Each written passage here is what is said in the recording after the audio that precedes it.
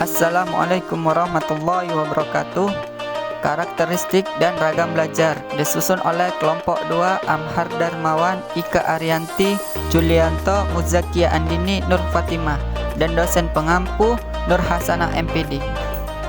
Karakteristik perubahan hasil belajar. Setiap perilaku belajar selalu ditandai oleh ciri-ciri perubahan yang spesifik. Di antara ciri-ciri perubahan yang menjadi karakteristik perilaku belajar yang terpenting ada 3, yaitu yang pertama adalah perubahan intensional.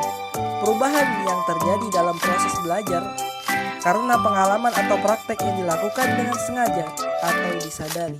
Dengan kata lain, bukan kebetulan. Dan yang kedua, perubahan positif aktif. Perubahan yang terjadi karena proses belajar bersikap positif dan aktif. Positif yaitu artinya baik dan bermanfaat sesuai dengan harapan. Yang ketiga adalah perubahan efektif fungsional. Perubahan yang timbul karena proses belajar bersifat efektif, yaitu berhasil dan berguna. Artinya, perubahan tersebut membawa pengaruh, makna, dan manfaat tertentu bagi siswanya. Ciri-ciri belajar yang efektif. Ciri-ciri belajar yang efektif ada 7. Yang pertama, buatlah suasana belajar yang nyaman. Misalnya, belajar sambil mendengarkan musik, belajar di tempat yang nyaman, atau belajar sambil mengunyah permen karet. Kemudian yang kedua, merangkum pokok-pokok pembelajaran. Dengan cara mengambil intisari dari pembelajaran tersebut, membuat kita lebih mudah untuk mengingat dan memahami pelajaran itu. Kemudian yang ketiga, belajar bersama. Yang keempat, metode mempersingkat atau memodifikasi menyerupai nama sesuatu agar kita lebih mudah untuk mengingatnya. Kemudian yang kelima, belajar dengan praktik. Maksudnya, kita belajar dengan praktik ini membuat kita tak merasa bosan serta membuatnya lebih mudah untuk memahami dan mengingatnya. Kemudian yang keenam, belajar rutin. Dengan belajar rutin akan membuat kita semakin mudah untuk mengingat hal yang sudah dipelajari. Dan yang ketujuh, mengerti bukan menghafal. Manifestasi perilaku belajar.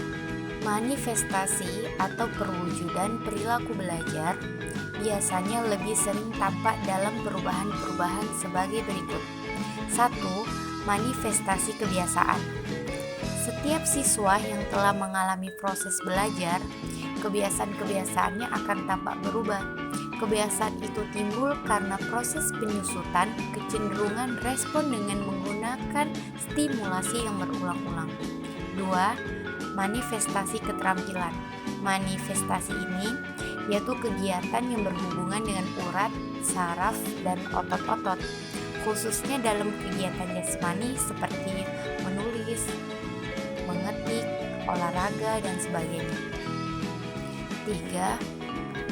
Manifestasi pengamatan. Pengamatan artinya proses menerima, menafsirkan, dan memberi arti rangsangan yang masuk melalui indera-indera seperti mata dan telinga. 4. Manifestasi berpikir asosiatif dan daya ingat. Manifestasi ini merupakan proses pembentukan hubungan antara rangsangan dan respon. 5. Manifestasi berpikir rasional dan kritis. Berpikir rasional dan kritis adalah perwujudan perilaku belajar terutama yang berkaitan dengan pemecahan masalah. 6. Manifestasi sikap.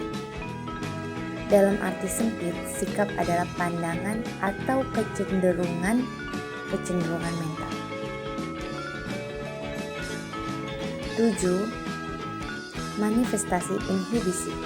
Inhibisi ialah kesanggupan siswa untuk mengurangi atau menghentikan tindakan yang tidak perlu dan memilih tindakan yang lebih baik.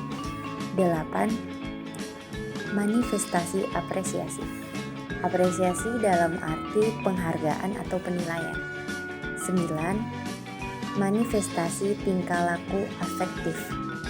Manifestasi ini lebih ke arah perasaan seperti takut, marah, sedih, benci, kecewa, dan sebagainya. Ragam-ragam belajar. Keanekaragaman jenis belajar ini muncul dalam pendidikan sejalan dengan kebutuhan kehidupan manusia yang juga bermacam-macam. Salah satunya ragam abstrak. Belajar abstrak adalah belajar yang menggunakan cara-cara berpikir abstrak. Tujuannya adalah untuk memperoleh pemahaman dan pemecahan masalah-masalah yang tidak nyata. Dalam mempelajari hal-hal yang abstrak diperlukan peranan akal yang kuat di samping penguasaan atas prinsip, konsep, dan generalisasi. Dan juga ada ragam keterampilan. Belajar keterampilan adalah belajar dengan menggunakan gerakan-gerakan motorik, yakni berhubungan dengan urat-urat syaraf dan otot-otot atau neuromuskular. Tujuannya adalah memperoleh dan menguasai keterampilan jasmaniah tertentu. Dalam belajar jenis ini, latihan-latihan intensif yang teratur amat diperlukan. Dan ada juga ragam sosial.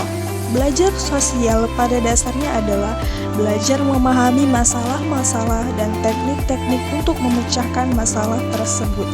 Tujuannya adalah untuk menguasai pemahaman dan kecakapan dalam memecahkan masalah-masalah sosial seperti masalah keluarga, masalah persahabatan, masalah kelompok, dan masalah-masalah lain yang bersifat kemasyarakatan.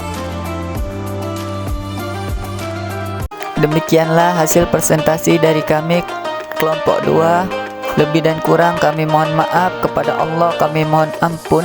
Billahi fisabilil haq. Wassalamualaikum warahmatullahi wabarakatuh.